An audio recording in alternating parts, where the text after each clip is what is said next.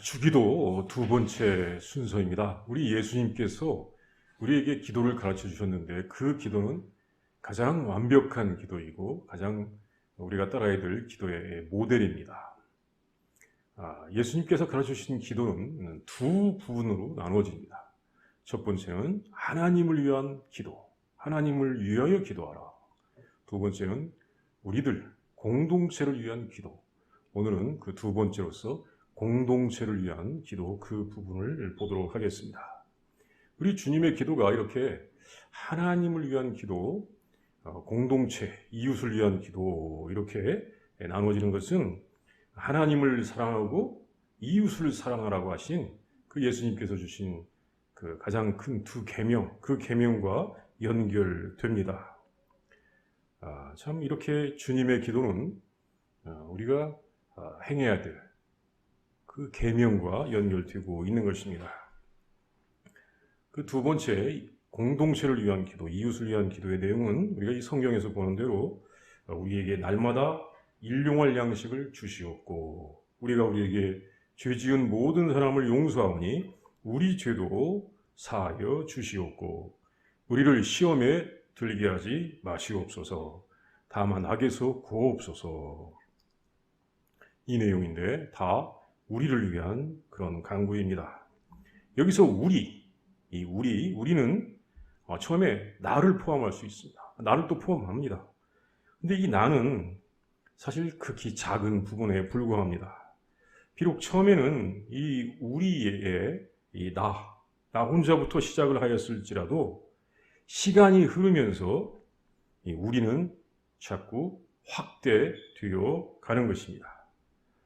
우리가 자꾸 확대되어 간다 하는 것이 예수님께서 알려주신 하나님 나라의 특징입니다. 예수님께서는 이 하나님 나라의 모습을 마태복음 13장에서 겨자씨의 비유와 누룩의 비유를 통해서 천국 하나님 나라가 확장되어 간다 이것을 말씀하시고 있습니다. 우리를 의미하는 하나님의 나라는 자꾸 확장되어 가야 됩니다. 그래서 예수님의 제자는 우리를 위하여 기도하면서 그 범위를 확대하여 감으로써 나 자신을 향한 비중은 줄어들게 되고 이웃들, 우리들의 비중은 더 커지게 되는 것입니다.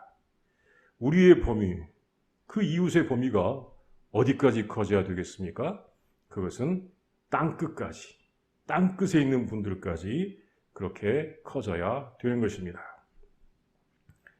예수님이 그 가르쳐 주신 기도가 이웃을 위한 기도, 우리를 위한 기도라고 하는 것을 친히 비유로 알려주셨는데 그것은 누가복음 11장 5절에서 8절의 한 비유를 통하여 알려주셨습니다.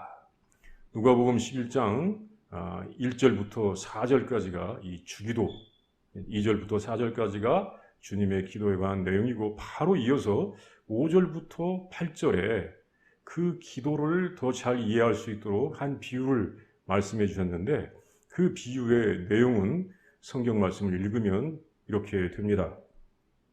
또 이르시되 너희 중에 누가 벗이 있는데 밤중에 그에게 가서 말하기를 벗이여 떡 세 덩이를 내게 구워달라. 내 벗이 여행 중에 내게 왔으나 내가 먹일 것이 없노라 하면 그가 안에서 대답하이르되 나를 괴롭게 하지 말라. 문이 이미 닫혔고 아이들이 나와 함께 침실에 누웠으니 일어나 내게 줄 수가 없노라 하겠느냐. 내가 너희에게 말하노니 비록 벗됨으로 인하여서는 일어나서 주지 아니할지라도 그 간청함을 인하여 일어나 그 요구대로 주리라. 여기서 한 사람이 자기 친구 집에 가서 계속 노크를 합니다. 친구요, 나에게 떡을 좀 세 덩어리 좀 빌려줘. 떡을 좀 세 덩어리 좀 빌려줘. 왜냐면 내 친구가 지금 멀리서 왔는데 한밤중인데 왔는데 그 친구가 지금 배가 고파. 먹을 것이 없어. 그 친구를 먹여야 돼. 이렇게 하면서 떡을 좀 빌려달라고 그렇게 간청을 합니다. 물론 안에 있는 사람은 지금 다 자리를 정리하고 침실에 누웠습니다. 상당히 복잡한 환경이죠. 일어나야 되고 아주 복잡한 환경인데 밖에서 친구가 자꾸 간청하기 때문에 일어나서 떡을 준다는 말씀입니다. 여기서 떡을 빌리러 간 이유가 무엇입니까? 자기가 배고파서 빌리러 갔습니까? 그게 아니죠. 지금 나에게 찾아온 친구가 멀리서 왔는데 배가 고프기 때문에 그 친구를 위해서 빌리러 간 것입니다. 여기서 이것이 바로 기도하는 이유인데, 여기서 이 기도하는 이유는 다른 친구의 배고픔을 해결하기 위함이라는 것을 말씀하십니다. 이웃의 필요를 위하여 간청하라. 이웃의 필요를 위하여 간청하라.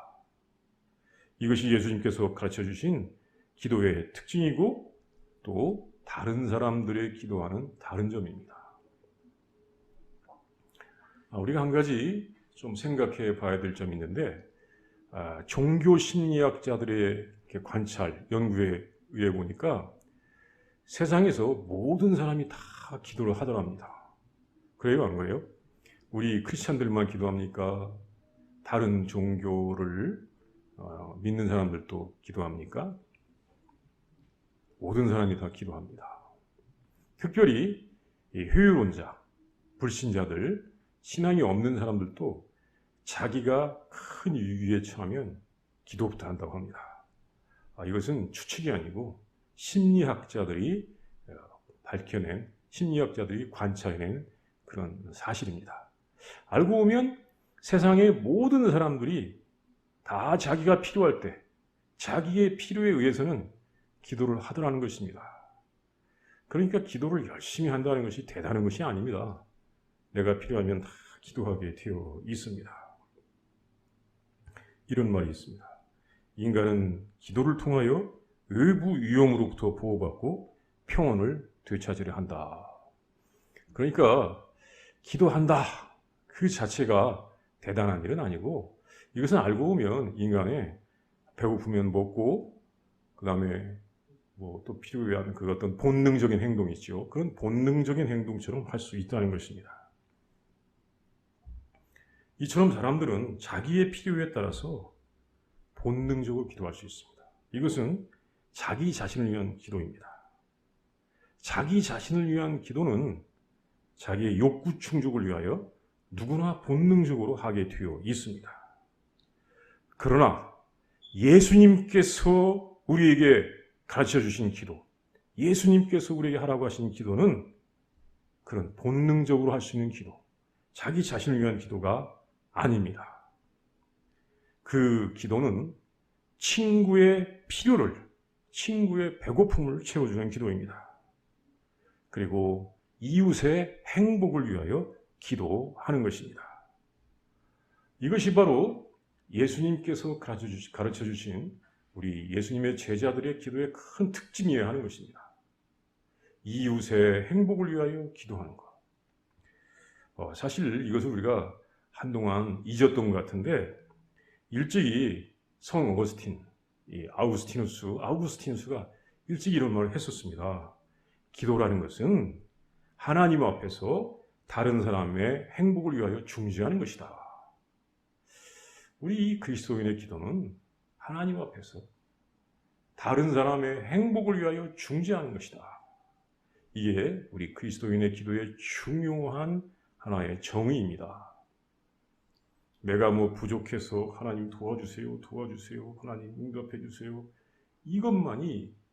이것이 우리 그리스도인의 기도의 본질이 아니고, 다른 이웃의 행복을 위하여 하나님 앞에서 중지하는 것이다. 이것이 우리 예수님께서 가르쳐 주신 기도의 아주 독특함이고 위대함입니다. 예수님께서 가르쳐 주신 기도는 일반인들처럼 자기를 위하여 기도하고 어떤 행위에서만 그런 이웃을 사랑하는 것으로 결코 성립하지 않습니다. 우리 그리스도인들은 먼저 하나님을 위하여 기도하고 이웃을 위하여 기도해야 하는 것입니다. 이웃을 위하여 기도한다. 이것이 우리의 기도의 큰 원칙입니다.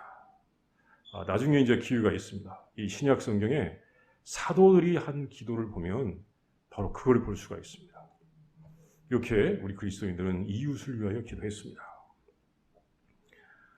예수님께서 알려주신 이 기도, 우리 그리스도인의 기도를 통하여 알게 되는 것은 우리의 기도, 그리스도의 기도는 그 성질상 결코 이기적이 될 수 없는 것입니다.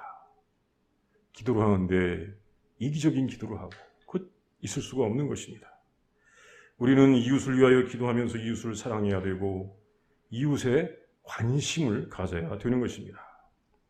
이렇게 이웃을 사랑하고 기도하면서 이웃을 사랑하고 이웃에 관심을 가지면 바른 기도를 통하여서, 이런 기도를 통하여서 세상에 있는 아주 고질적인 문제들인 개인주의, 이기주의를 극복하고 이웃을 사랑하는, 이웃의 사랑을 실천하는 능력을 얻어가게 되는 것입니다.